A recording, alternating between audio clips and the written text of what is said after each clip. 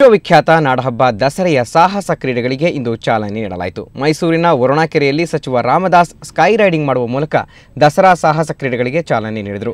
ಸಣ್ಣ ಕೈಗಾರಿಕಾ ಸಚಿವ ರಾಜು ಗೌಡ ಕೂಡ ಸ್ಕೈ ರೈಡಿಂಗ್ ಮಾಡಿದರು. ಈ ವೇಳೆ ಆಯತಪ್ಪಿ ನೀರಿಗೆ ಬಿದ್ದರು. ಇದನ್ನು ಕಂಡ ಜನ ಆತಂಕಗೊಂಡರು.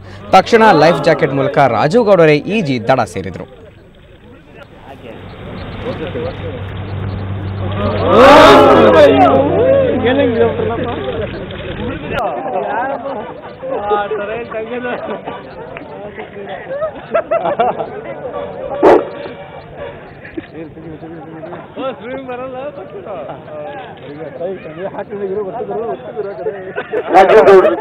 ಅತಿಥಿ ಗಣ್ಯರಿಗೆ ಧನ್ಯವಾದಗಳು.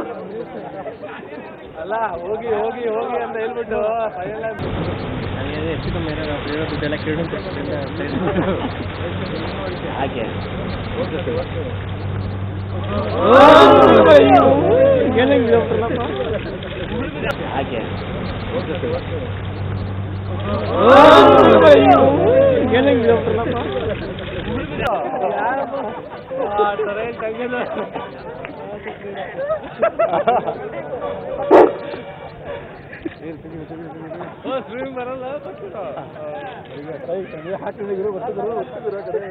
ರಾಜು ಗೌಡ ಅತಿಥಿ ಗಣ್ಯರಿಗೆ ಧನ್ಯವಾದಗಳು. ಅಲ್ಲ ಹೋಗಿ ಹೋಗಿ ಹೋಗಿ ಅಂತ ಹೇಳ್ಬಿಟ್ಟು ಹೆಚ್ಚು ಕಮ್ಮಿ ದುಡ್ಡೆಲ್ಲ ಕೇಳಿ ಹಾಗೆ